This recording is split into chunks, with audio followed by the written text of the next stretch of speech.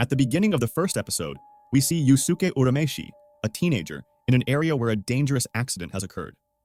A human died in this accident, and when Yusuke goes to see the deceased person, he sees himself.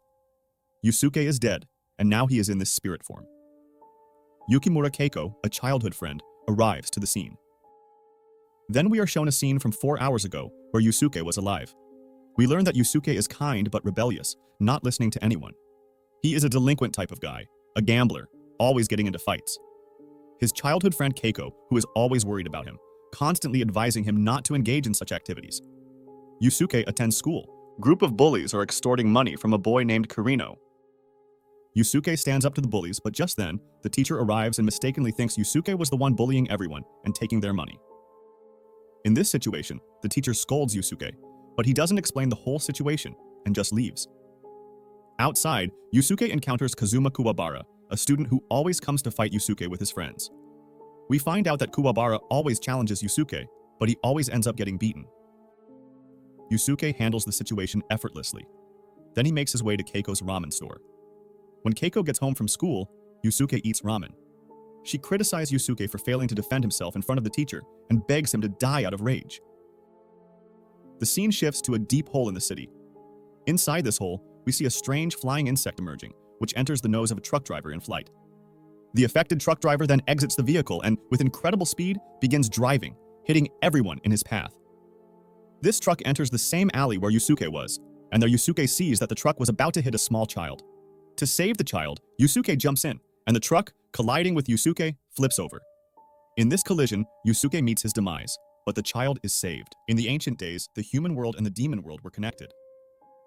If a demon also called yokai entered the human world, they would attack humans. These yokai had special powers and would sometimes invade the human world.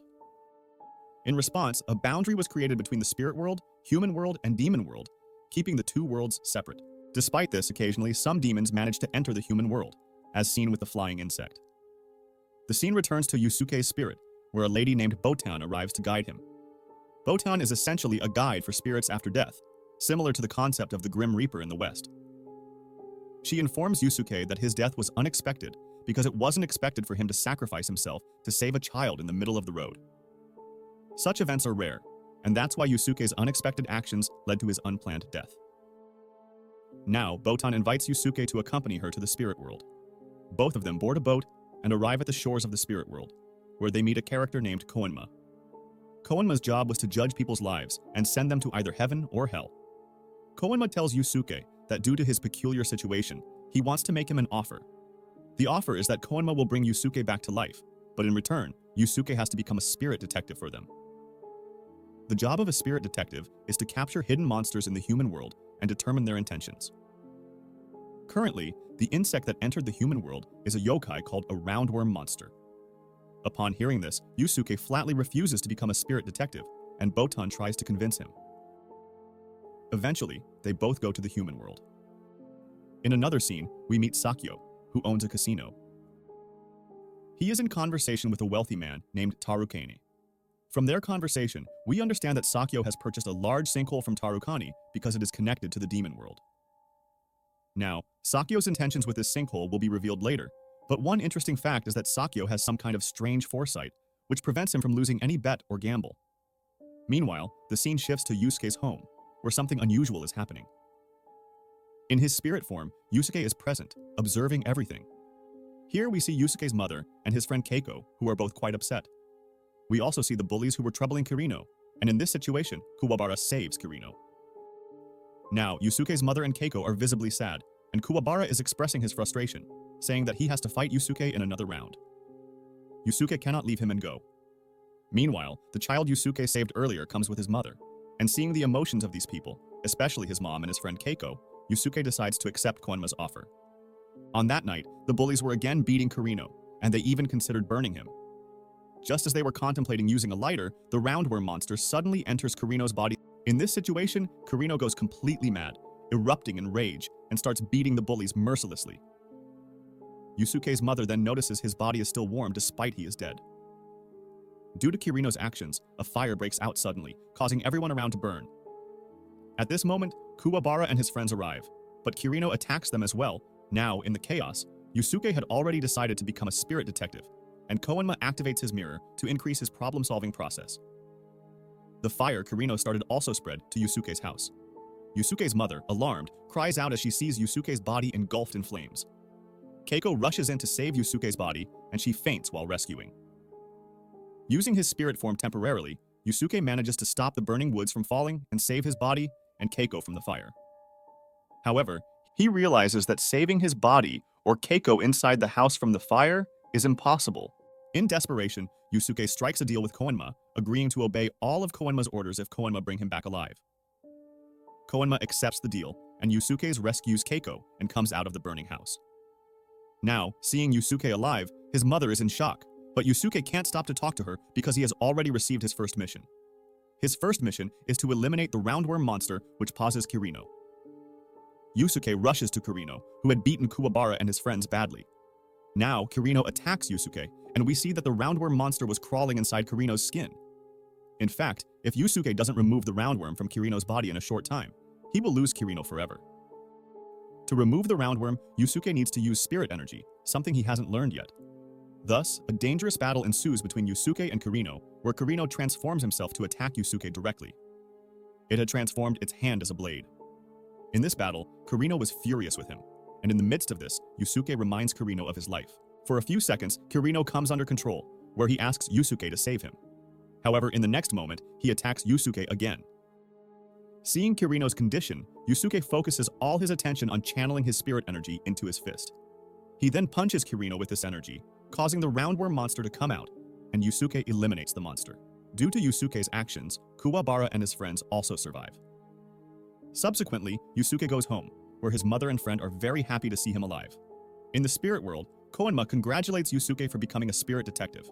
Here, Koenma says that Yusuke will have to fight more powerful monsters now.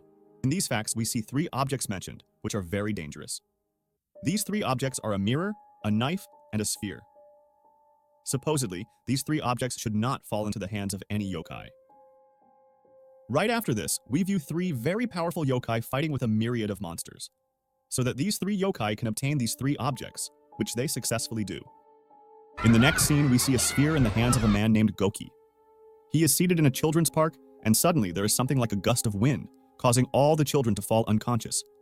He was drawing life force from them. Goki holding the sphere is a yokai, Yusuke, who was learning to control his spirit energy. However, he was struggling to master the spirit gun attack. For him, learning the spirit gun attack was crucial. Otherwise, he wouldn't be able to defeat the 3 powerful who have the objects. Yusuke, who was having difficulty using the spirit gun in the spirit realm, arrives at the scene in the human world.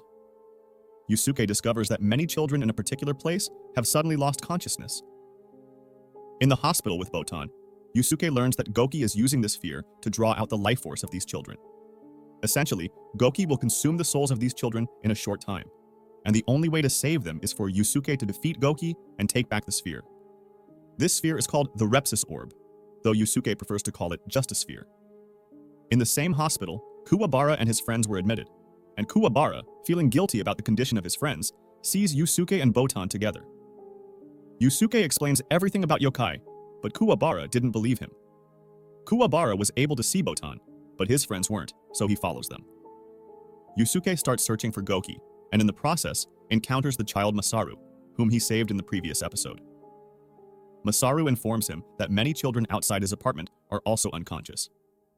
Upon reaching the child's apartment, Yusuke sees a sphere in the hands of a person. Following this person to a parking area, the person transforms into Goki and attacks Yusuke. A fierce battle ensues, where Goki is overpowering Yusuke, and Yusuke is struggling to use the spirit gun. During this battle, we see another yokai named Kurama, who is silently observing their fight from a distance.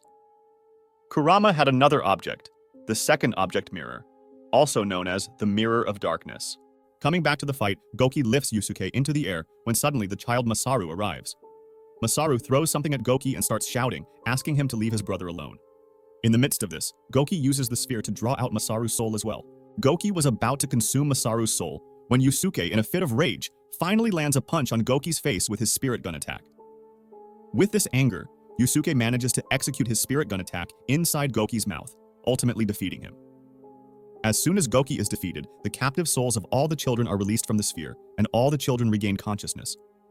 From here, the scene shifts to Tarukani's mansion, where a yokai named Yukina is being held captive. Tarukan has given her the tears of ice in exchange for a large pit, and when Yukina cries, her tears solidify into marble-like objects known as tears of ice. Tarukan intends to sell these tears of ice at a high price. Among Tarukani's men, there was a man who was taking care of Yukina and was also planning to free her. On the other hand, we see another yokai named Hiei, who possesses the third object, a knife. This knife is called the Conjuring Blade, but for simplicity, we'll refer to it as the Blade throughout the series. The next day, Yusuke sees a yokai with a red dress, Kurama, and follows him to a hospital. In the hospital, Kurama meets an old lady who is very ill. Now, Kurama knew that Yusuke was following him, and in this situation, Kurama directly speaks to Yusuke. At this point, we learn quite a bit about Kurama. In reality, 17 years ago, Kurama was severely injured in a fight by a creature. To survive, Kurama implanted himself into the egg of a woman in the human world, meaning he became fertilized within the egg. When the child was born, obviously, it was Kurama. He had planned that when the woman raises the child, Kurama will also grow up, and years later, when Kurama gains enough strength, he will leave the woman and go away. However, when the woman fell ill, Kurama somehow attached to her, and he started showing human feelings because obviously she was his mother.